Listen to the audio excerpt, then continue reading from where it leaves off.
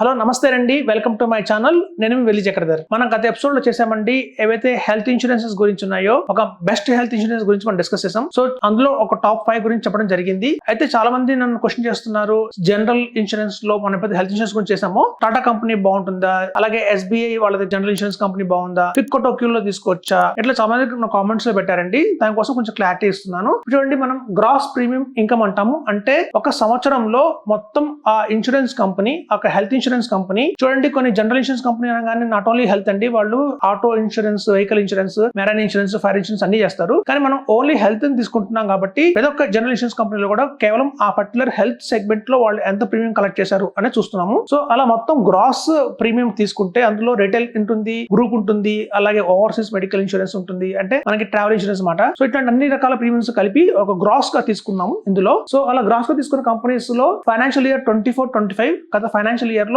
ఒక్కొక్క కంపెనీ ఏ ప్లేసెస్ లో ఉందో చూద్దామండి. ఇక్కడ ఫస్ట్ వచ్చి మీకు స్టార్ హెల్త్ ఇన్సూరెన్స్ ఉంది. So Star Health Insurance gross గా కలెక్ట్ చేసిన అమౌంట్ ఎంత అంటే 16,526 crores అండి.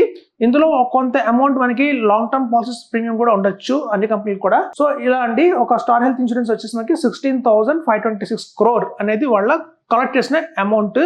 అంటే ఫ్రెష్ బిజినెస్ కావచ్చు, రెన్యూల్స్ కావచ్చు అన్ని కలిపి. సో అలాగే కేర్ హెల్త్ ఇన్సూరెన్స్ వచ్చేసి సెకండ్ పొజిషన్ లో ఉందండి. 8,135 crores అనేది కేర్ హెల్త్ ఇన్సూరెన్స్ అనేది కలెక్ట్ చేసిన ప్రీమియం. సో అలా చూస్తే మనకి ఇక్కడ ICICI లంబార్డ్ ఉందండి, అది 7,188 crore ప్రీమియం కలెక్ట్ చేసింది. అలాగే నివా బోపా వచ్చి 6,634 ప్రీమియం కలెక్ట్ చేసింది. సో అలాగే HDFC ఇర్గో ఉందండి, HDFC ఇర్గో వచ్చి 5,753 crore మనకి HDFC ఇర్గో కలెక్ట్ చేసింది. సో ఇక్కడ చూస్తే మనకి సెకండ్ ఉన్న కేర్ హెల్త్ కి 8,000 crore అయితే స్టార్ హెల్త్ నెంబర్ 1 లో ఉన్న స్టార్ హెల్త్ 16,000 crore, అంటే ఆల్మోస్ట్ డబల్ ఉందండి స్టార్ హెల్త్.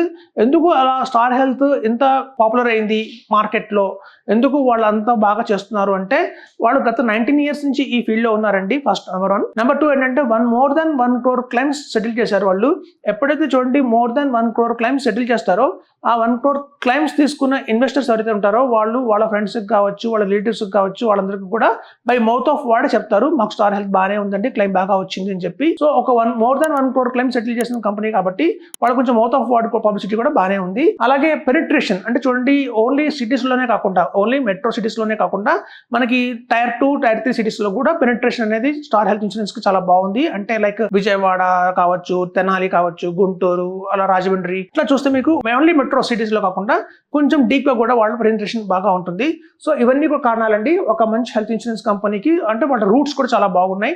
ఒక్కొక్కసారి మెట్రోస్ లో ఎక్కువ క్లైమ్ వచ్చినా కూడా మనకి ఏంటంటే మనకి మెట్రోస్ కాకుండా టైర్ 2, టైర్ 3 కంపెనీ చోట్ల మనకి అంత ప్రీమియం వస్తుంది, బాగానే ప్రీమియం అయితే వస్తుంది. కానీ మన క్లైమ్స్ అంత ఎక్కువ రావు. ఎందుకంటే అక్కడ హాస్పిటల్స్ లో చూస్తే మీకు రూమ్ రెంట్ మన సిటీస్ లో ఉన్నట్టుగా ఉండదు.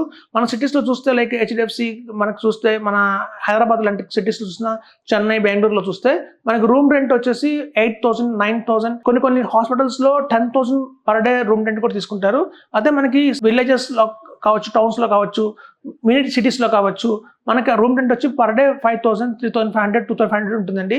సో కాబట్టి అక్కడ మనకి యావరేజ్ అవుతుంది. సో స్టార్ హెల్త్ కి ఒకటి నెంబర్ 1 పెనిట్రేషన్ ఎక్కువ ఉంటుంది. అలాగే క్లైమ్ సెటిల్మెంట్ కూడా వాళ్ళు చాలా బాగుంది, more than 1 crore claim settle చేశారు. సో ఇట్లాంటివన్నీ రీజన్స్ వల్ల కూడా అది మనకి 16,000 crore లో ఉండి నెంబర్ 1 లో ఉంది. అయితే వాళ్ళది ఈ కంపెనీస్ అన్ని కూడా మంచి కంపెనీస్ అండి, టాప్ 5.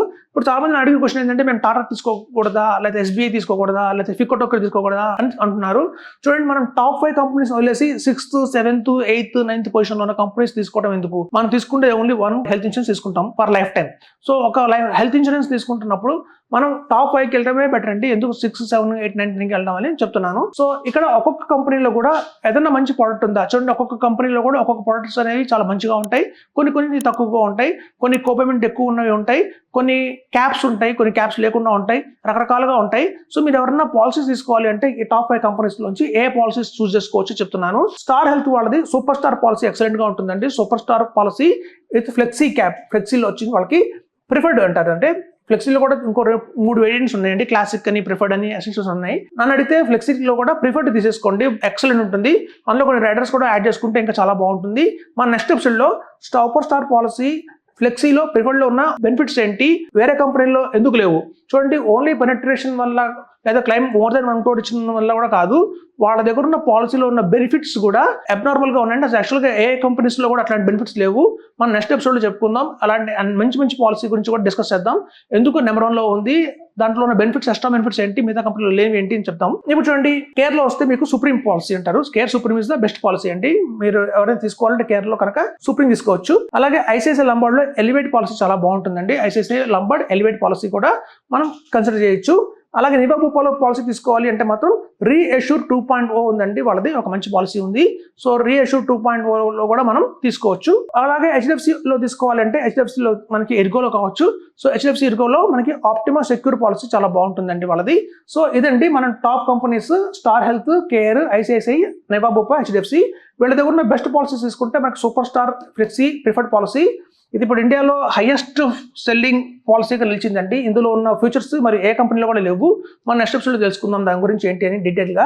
అయితే Care Supreme, ICICI Elevate, Niva Bupa, Reassure, HDFC Optima Secure అండి. అవన్నీ కూడా మంచి మంచి పాలసీస్. చూడండి, చాలా మంది మనం ఏజెంట్స్ని కలిసామనుకోండి, ఏజెంట్స్ ఏం చేస్తారంటే వాళ్ళ కంపెనీ గురించి చెప్తారు. మా కంపెనీ బెస్ట్ కంపెనీ, మా కంపెనీ తీసేసుకోండి, వేరే కంపెనీ తప్పుగా ఉంటాయని చెప్తారు. ఈవెన్ నేను గమనించాను, మనకి పాలసీ బజార్లో కావచ్చు, పాలసీ బజార్ కూడా ఎక్కువ ఐసిఐసిఐని పుష్ చేస్తుందండి. ఎంత ఎక్సలెంట్ పాలసీస్ మిగతా కంపెనీలు ఉన్నా కూడా వాటి గురించి చెప్పదు. ఎక్కువ పుష్ చేసేది ఐసిఐసిఐ లంబార్డ్ని. అలాగే చూస్తే మనకి డియోట్ ఉంది. ఈ డియోటో కూడా ఏంటంటే మనకి మీకు అందరూ తెలుసు జిరోదా కంపెనీ. జిరోదా ఒక మీకు ఎంత మంచి ప్లాట్ఫామ్ ఉంది. సో అలాంటి జిరోదా వాళ్ళదే డిట్టో కూడా, అది వాళ్ళు ఇన్సూరెన్స్ లో కూడా ప్రింట్ అయ్యారు. వాళ్ళు చెప్తానికి మేము బ్రోకర్స్ అంటే అన్ని కంపెనీస్ గురించి చెప్తామంటారు కానీ బట్ అల్టిమేట్ గా అటు తిప్పి మిమ్మల్ని హెచ్డిఎఫ్సి ఎర్గోకి తీసుకెళ్తారు. సో మనం ఏంటంటే యునానిమస్ గా అన్బాసిడర్ చెప్తామండి, ఏ పాలసీ ఎవరు సూట్ అవుతుంది, ఈ కంపెనీ ఈ పాలసీ తీసుకోండి అని అడ్వైజ్ చేస్తాము. సో అదండి, ఇట్లాంటి బెస్ట్ పాలసీస్ తీసుకోండి, మీకు ప్రాబ్లం లేకుండా ఉంటుందని చెప్తున్నాను. Thank you.